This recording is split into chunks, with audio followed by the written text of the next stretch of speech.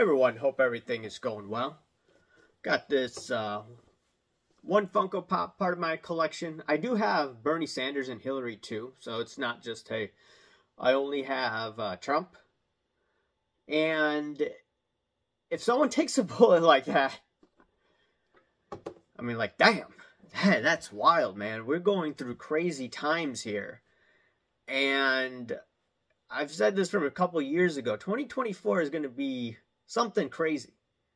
Now, I did think that the markets would be topping out in May and June of this year. It hasn't happened yet, but the economy looks to be topping out with a bunch of indicators. I talked about that on my other channel, but I don't want to spend too much time on this, but 2024, early 2025, you're going to be seeing crazy things. And it's just getting started. I do want to talk about that. I'll probably talk about this on a live more than a video. I already lost 5 IG followers because I just simply posted a Funko Pop of Trump.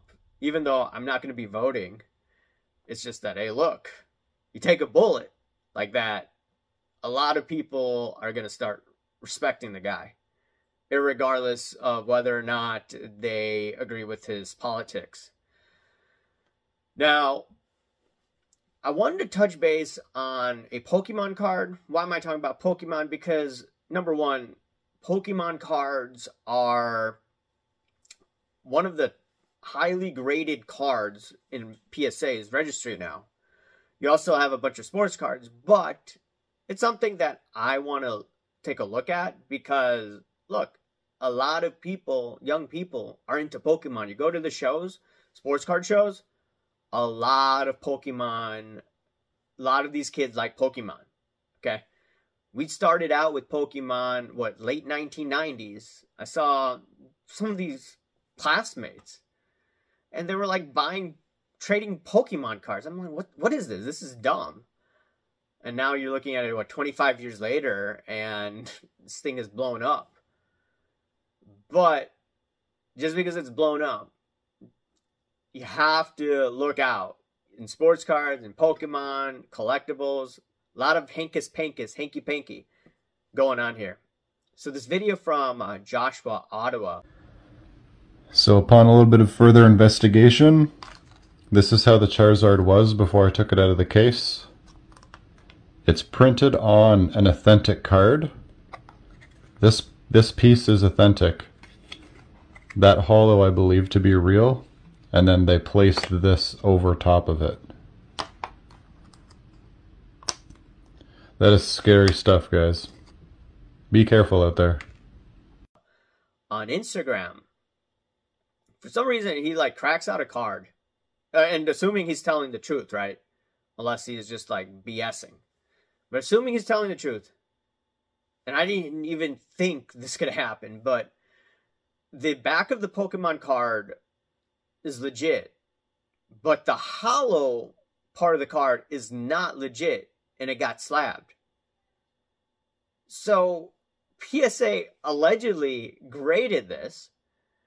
And you have to think to yourself, how many hollow cards are like this?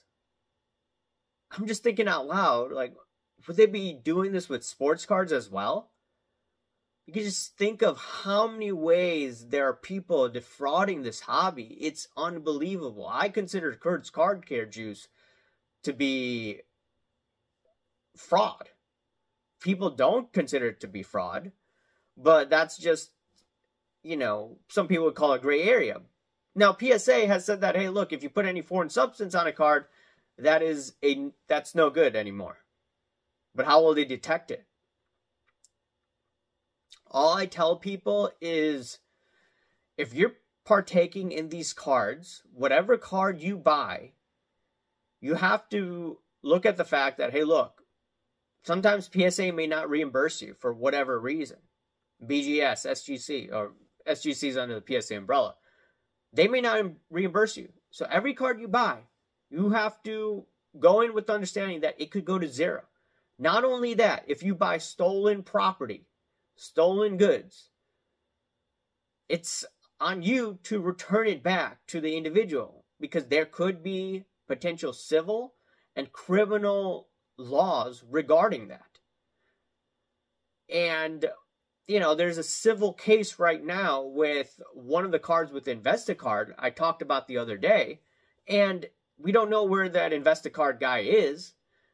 It's a default judgment case based on what I'm told, and it's regarding one of the cards that I believe that Gerald from Windy City Sports has.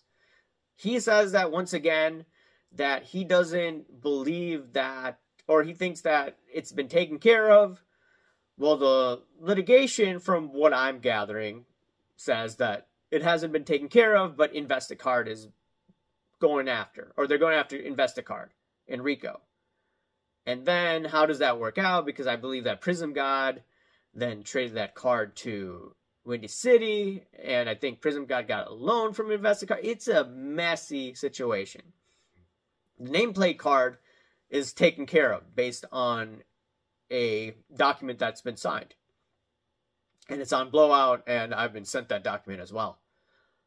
All I tell people is, whatever you buy, you need to make sure that, hey, look, you're okay with going to zero, and if it's stolen, you have to reimburse the person. So it is what it is.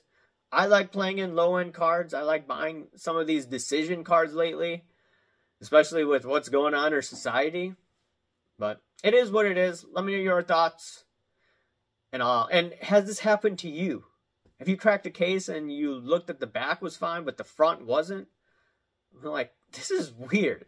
Like, every day I find something going on in this hobby. Hankus Pankus is alive and well in this hobby. Anyways, let me know your thoughts, and I'll talk to you later. See ya. Bye.